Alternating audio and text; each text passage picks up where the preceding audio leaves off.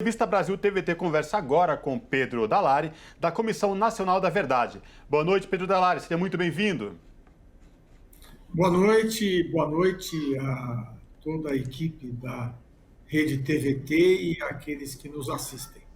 Maravilha. Eu queria repercutir exatamente com o senhor esta decisão aí da Justiça Federal, lembrando que é uma decisão ainda que não é definitiva, que autoriza o governo federal a comemorar aí o golpe militar de 64. Esta decisão vem gerando muita polêmica e eu queria que o senhor discorresse para a gente esta decisão. Foi uma decisão muito infeliz, né? Muito equivocada do meu ponto de vista. Por quê? Porque, na verdade, um país, após a ditadura militar, se redemocratizou, né? O regime militar se encerrou em 1985. Em 1988, houve, né, a adoção de uma nova Constituição para o Brasil, que é a atual Constituição brasileira, que declarou o Brasil como um Estado democrático de direito, que fixou princípios para a organização do Estado brasileiro, todos eles tendo como vetor a promoção dos direitos humanos, da liberdade, da democracia, e, portanto, negando toda a lógica que amparava o regime militar e a ditadura militar. Isto levou a Comissão Nacional da Verdade, em 2014, no seu relatório, a recomendar de maneira expressa a proibição de comemorações oficiais sobre o golpe alusivas ao golpe de 1964, justamente porque essas comemorações seriam, né, a negação de todo o conjunto de princípios e valores que regem o Estado brasileiro. Não tem sentido alguém celebrar o que é contra si mesmo, não é? E isto foi aceito, ou seja, há muitos anos não se tem mais a celebração do golpe militar de 64 e por isso foi uma surpresa essa decisão judicial permitindo uma comemoração oficial, ou seja, uma comemoração promovida pelo próprio governo, pelo próprio Estado. Professor, a defesa de Bolsonaro e de seus apoiadores com relação à ditadura militar, inclusive chamando de revolução, ela é muito conhecida, desde antes, quando ele ainda era deputado e depois na condição de presidente. Isso sempre permeou os discursos dele, dos filhos dele, dos seus apoiadores, enfim. E há quem insista em debater, em dizer que é uma visão da história, o que é um absurdo. Aonde o senhor acha que se assenta esse revisionismo, essa tentativa desse revisionismo histórico? Por que isso acontece? Por que é tão difícil de combater isso? Veja, sempre houve, em qualquer país do mundo, segmentos de extrema-direita, ultraconservadores. Então, na Alemanha há partidos e grupos neonazistas, na Espanha há quem ainda cultue Franco e o franquismo, em Portugal a extrema-direita e a nostalgia do salazarismo existe. E isto é parte da democracia, ou seja, que grupos sociais defendam seus pontos de vista, né, é um preço que se paga pela liberdade, né? Agora, o que não pode é o Estado assumir o patrocínio destas teses que são contrárias ao próprio fundamento do Estado e da democracia. Então, isso é que a Comissão Nacional da Verdade quis deixar claro. Não há problema, ou não é ilegal que grupos sociais queiram defender seus pontos de vista e dizer que o governo militar foi bom. Isso é um direito, né, da liberdade e próprio do debate político. Agora, o Estado não pode. Não pode porque justamente ele está fundado em princípios e valores que negam, né, por princípio, a possibilidade da ditadura, né, a negação dos direitos e, portanto, o que a Comissão Nacional da Verdade recomendou é a proibição de celebrações oficiais, né? E isto é que, lamentavelmente, o judiciário, né, ainda cabe recurso, como vocês bem explicaram, mas entendeu de maneira diferente. Eu espero que, ao fim, o Supremo Tribunal Federal não permita realmente isto que é um absurdo, né? Agora, professor, essa decisão já vem gerando várias polêmicas, mas também a gente já tem gente se movimentando quanto a isso. Por exemplo, a deputada federal Natália Bonavides, lá do Rio Grande do Norte, já entrou com ação pedindo exatamente a revogação dessa decisão. E o que chama mais atenção é exatamente isso, né, professor? Nós temos a Constituição de 88 que deu garantias, e aí quem passou por tudo isso, está aí acima dos 50 anos, sabe o que foi esse período tão devastador de 64 que o Brasil viveu, trágico da nossa história.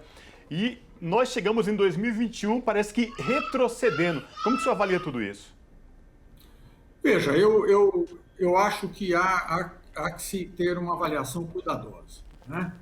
É evidente que há um discurso hoje de extrema-direita muito negativo, muito ruim para a democracia, para a liberdade, para os direitos humanos, e que é fortalecido pela voz do presidente da República, né? Nós temos um presidente da República de extrema-direita, que, como vocês bem observaram, sempre defendeu essas teses absurdas, né?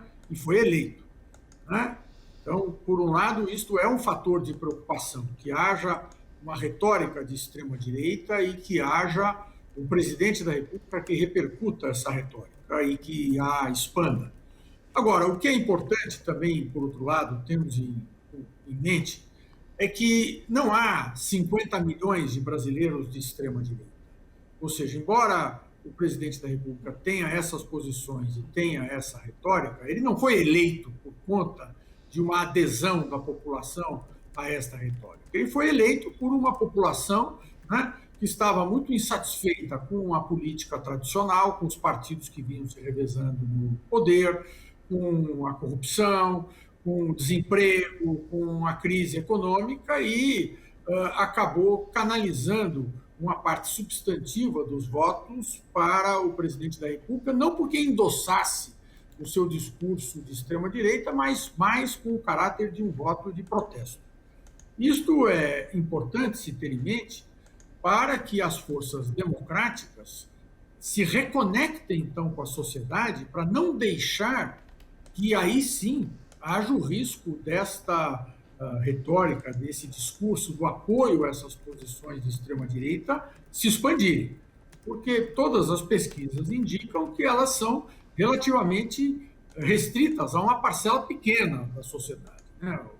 O Datafolha, por exemplo, que faz pesquisa sistemática sobre esse assunto, identifica cerca de 15% da população, no máximo, com adesão às teses do presidente da República. O resto que votou nele votou porque estava insatisfeita, porque estava achando que a situação estava ruim, não por adesão a essas teses. Então, de um lado, essas teses preocupam, evidentemente, e é sempre preocupante quando teses de extrema-direita ganham eco, mas, por outro lado, né, a sociedade brasileira tem demonstrado ao longo, né, deste período todo um forte compromisso com a democracia. E é muito importante que as forças políticas tradicionais, né, e a esquerda tem um papel determinante nisso, estejam conectadas com a sociedade para preservar esse sentimento democrático que, a meu ver, é o sentimento da maior parte da população e tem sido ao longo dos anos, né? Professor, queria aproveitar a presença do senhor para falar um pouco de relações internacionais e a pandemia no Brasil. Isso porque as relações com países vizinhos, os nossos irmãos aqui da América do Sul, têm ficado bastante complicada por causa do aumento de casos e mortes em decorrência da Covid-19, e há inclusive países barrando a chegada de brasileiros, chamando até de colônia de leprosos. Eu gostaria de saber qual que é a análise do senhor dessa situação, considerando que chegamos a isso também por uma condução, né, por uma condução política. Sem dúvida. Sempre se disse, outro dia até, né, se costumou dizer sempre que o Brasil sempre esteve de costas para a América Latina e para a América do Sul, né, porque as nossas prioridades sempre foram né, a Europa, os Estados Unidos, nas relações internacionais.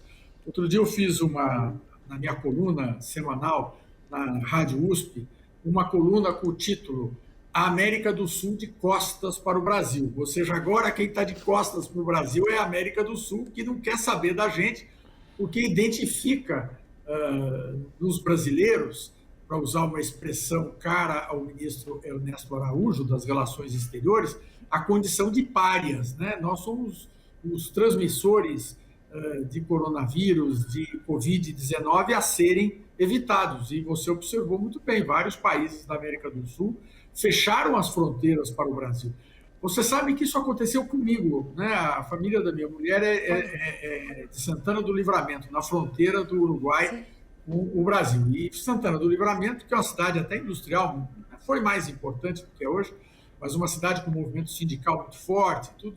É uma cidade que é bem na fronteira e é conurbada, ou seja, a região metropolitana é uma só, com a cidade de Rivera, que é do lado do Uruguai. Então, com muita frequência, os brasileiros vão a Rivera, os uruguaios vêm a Santana do Livramento fazer compras e ter atividades. E eu estava no final do ano, agora, na passagem do ano, em Santana do Livramento, e fui com minha mulher e meu filho pequeno tomar um sorvete em Rivera, porque Rivera tem umas sorveterias uruguaias muito boas. E aí tomei um sorvete e ao lado da sorveteria, na famosa Praça Flores, fui caminhar na praça.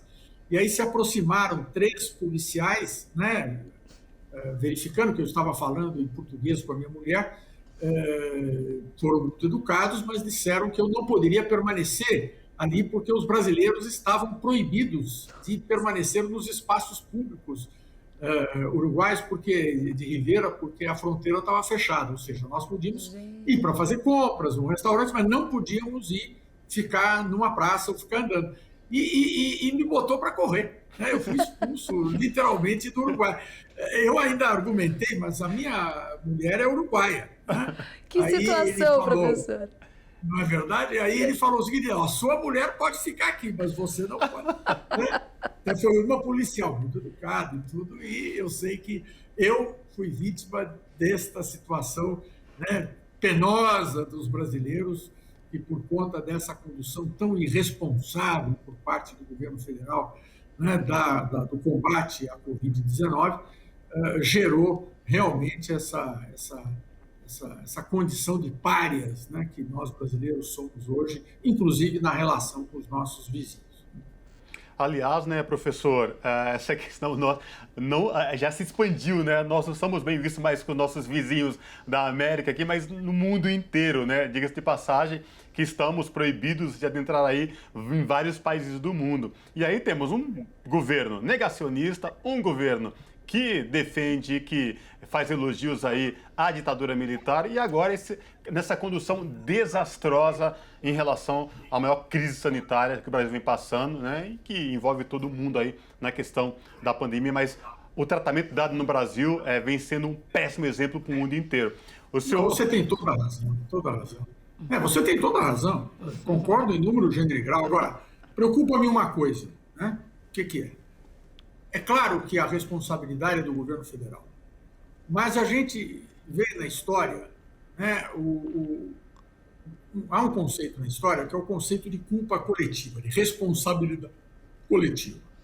Então, eu, que por força até da minha especialidade, que é o direito internacional, tenho muito contato com outros países, com pessoas do mundo acadêmico, de outras áreas, de muitos países do mundo, percebo que começa a haver uma cobrança em relação à sociedade brasileira de maneira geral. Sim. Se antes a cobrança era só em relação ao governo federal e ao presidente da República, começa a haver agora um questionamento, mas por que a sociedade brasileira não reage? Por que não há nenhum pedido de impeachment tramitando no Congresso Nacional? Por razões muito menos graves, né? Já houve 2 impeachments, né, que concluíram pela retirada de presidentes da República, né, o presidente Collor e a presidenta Dilma, né? E por que nada é feito em relação ao presidente Bolsonaro? Então, me preocupa hoje isto, como alguém que está conectado com a comunidade internacional, que é o fato de que começa a haver na comunidade internacional uma cobrança da inércia, da inação das forças políticas brasileiras, inclusive de oposição, que fazem muito pouco em relação ao absurdo que é realmente esse quadro no Brasil. Então, temos que nos preocupar com isso, porque a culpa começa a recair sobre todos nós, né? Obviamente, a culpa por ação do presidente da República, mas a sociedade brasileira pode, né, ser responsabilizada, né, na culpa por omissão. E isso é algo que nós temos que estar atentos. Professor, eu gostaria de fazer uma provocação filosófica para o senhor, ainda sobre esse tema. Não é irônico que defensores do AI-5 reclamem do cerceamento de liberdade por causa do lockdown? Ou é um desconhecimento da história? Não, é uma contradição absoluta. E é por isso que eu insisto que não pode haver comemorações sobre relativas ao golpe militar de 64, comemorações oficiais, porque isto é a negação da base do Estado brasileiro, né? E da organização social. Portanto, quando aqueles que defendem o AI-5, né, dizem que estão sendo vítimas de um AI-5, eles justamente incidem sobre essa contradição que não pode ser aceita, né? Ou seja, o Estado brasileiro é realmente organizado a partir da premissa do Estado democrático de direito e toda a condução dos órgãos estatais tem que estar absolutamente sintonizadas com esse aspecto, né? Com essa ideia e, portanto, a defesa de que haja no Estado o AI-5 é algo que é absolutamente possível e tem que ser combatido com muito vigor, né? Porque justamente é a própria negação do Estado. Professor, o senhor acreditava que a gente, nós, enquanto sociedade, depois da Constituição de 88, a gente lutou para a redemocratização do país? Quando eu falo a gente, as pessoas, né, estudiosos, estudantes lá atrás, trabalhadores, enfim, que a gente fosse chegar em 2021 com tanta essa loucura de gente defendendo militares, gente defendendo golpe. Qual a sua avaliação sobre isso? É ruim, não é? Eu acho que realmente é melancólico.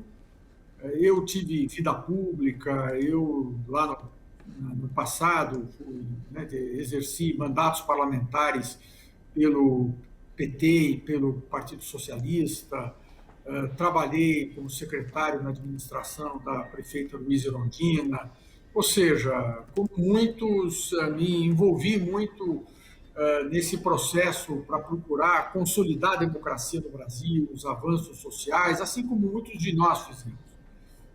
Portanto, hoje já com mais de 60 anos e com uma trajetória de uns 40 anos, né, talvez um pouco mais nessa luta, eu não posso deixar de sentir uma certa sensação de fracasso, né? Há algo que muito frustrante que depois desse esforço todo, em que governos de diferentes posições políticas, né, mas com vocação democrática inquestionável, se sucederam, o fato de que a população tenha feito, em eleições, a opção, né, pela alternativa do atual presidente da República, para mim passa uma sensação de derrota, de fracasso enorme, e eu acho que nós temos que fazer uma avaliação muito rigorosa de por que isso aconteceu, até para que isso seja superado, para que este período tão trágico da história brasileira seja realmente apenas um pequeno período, um intervalo de um processo que vinha evoluindo bem, ou seja, nós superamos uma série de problemas, vimos consolidando a democracia, avanços na área social, o governo Lula e o governo Dilma, né, nesse sentido, foram exemplares e, de repente, há uma ruptura para algo tão negativo, né? Então, é muito importante que a gente procure, né, fazer isso que eu tenho chamado de reconexão com a sociedade brasileira, para entender por que essa maioria da população, que não é de extrema-direita, mas acabou apoiando um candidato de extrema-direita, temos que entender o que a levou a isso, reconquistá-la para o nosso campo, para que a gente possa retomar os avanços que vinham marcando os últimos períodos da história brasileira desde a redemocratização. E com isso, vou agradecer muito a participação do professor Pedro Dallari, professor de Direito Internacional da Universidade de São Paulo, coordenou, foi relator da Comissão Nacional da Verdade. Dallari, muito obrigada pela participação e até uma próxima oportunidade. Eu que agradeço, desejando aí uma boa noite a vocês, a todo o pessoal da Rede TVT e àqueles que nos assistem. Tá certo. Obrigada. Obrigado, Tchau. professor.